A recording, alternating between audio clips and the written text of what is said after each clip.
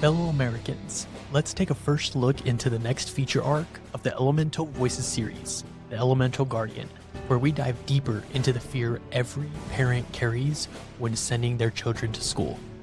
Welcome back to the All of Us podcast.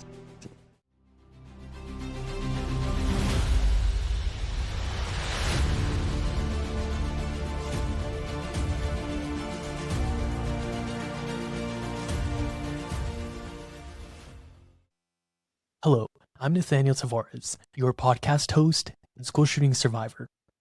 As we kick off the Elemental Guardian feature arc of the Elemental Voices series, you will get to hear the experience of my big brother Alfred during the time that I was injured in a school shooting back in 2014, and get his thoughts on gun violence in schools overall from his perspective as a parent. Now, what is the Elemental Voices series? So this is where I'm bringing forward the voices who are in and around these specific tragedies. So this includes students, guardians, educators, first responders, and so many more, one voice at a time. Now, when it comes to guardians, these are the parents and protectors who care for our students every day. You may or may not be asking, why does the guardian voice matter? And I'm here to tell you why the parents and guardians are one of the most important and overlooked voices in the conversation related to gun violence in schools. The weight they carry, the impossible position of sending kids into a place that isn't guaranteed to be safe, is quite astonishing. Now, when we talk about gun violence in schools, the loudest voices in the room are usually the ones with platforms. So this includes politicians, lobbyists, and really organizations with funding behind them. Parents and guardians get pulled really after the tragedy occurs. And even then, they're framed as grieving faces rather than people with real solutions.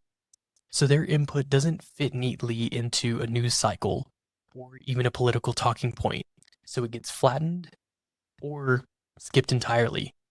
But really, here's the truth. Parents aren't a side voice in this conversation. They're the front line because they know their kids, they see the warning signs first, and they live with the fear every single drop-off. When we overlook them, we're not just ignoring an opinion. We're ignoring the people with the most at stake. And often, they have the clearest view of what's really happening. So think about it this way. What does a parent actually carry? Every single morning, they hand over the most important thing in their life, their child.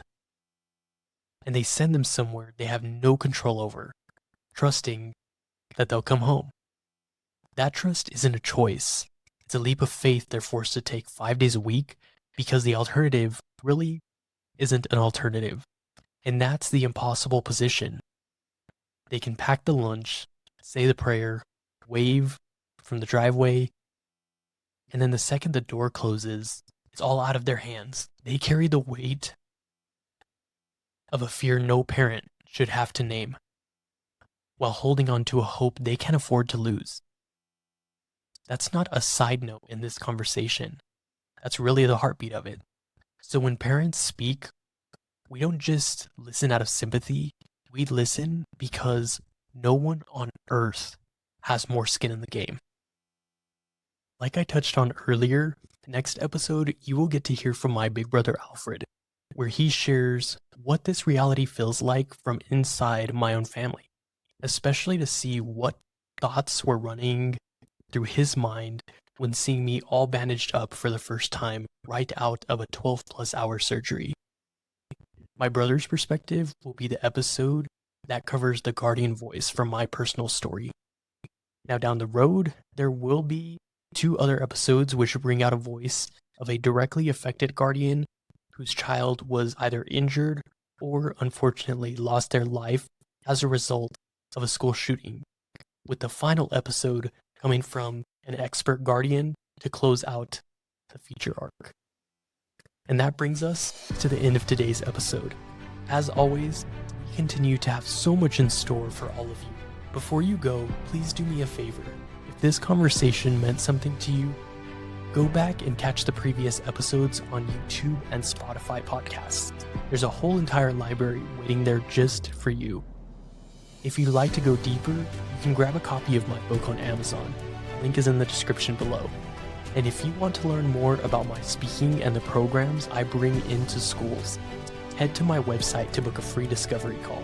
The link's down there too, right beside the book. I can't wait to see you all in the next episode, and until then, remember, it's going to take all of us to make a difference.